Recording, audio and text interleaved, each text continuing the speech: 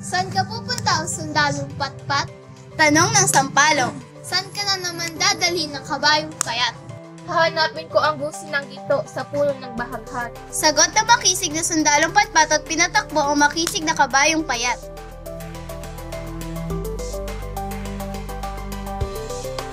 Saan ka pupunta, sundalong patpat? Tanong ng manok. Saan ka dadalhin ng kabayong payat, hinahanap ko ang gusinang ito sa puno ng bahaghari. Sagot ng sundalong patpat habang nagpupunas ng pawis sa tumatagtak. Pero hindi hinahanap ang gusinang ito. Nagtatakang tilaok ng manok. Kumarating ito kung nasaan ang ulan. Kung gayon, aalamin ko kung nasaan ang ulan. Sagot ng makisig na sundalong patpat at pinatakbo ang makisig na kabayong payat. Saan ka pupunta o sundalong patpat? Tanong ng bulaklak. Saan ka dadalhin ng kabayong payat? Hinahanap ko ang gusinang ito sa puno ng bahaghari. Sagot ng sundalong patpat habang hinihimas ang kabayong humihingal. Matagal ko nang hindi nakikita ang busi ng ginto sa puno ng bahaghari. Umalis na kasi ang ulan.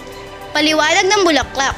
Maaaring nagtatago ito sa ulap. Kung gayon, akyatin ko ang ulap. Sabi ni sundalong patpat at umimbulag agad sa simoy na pumapagaspas.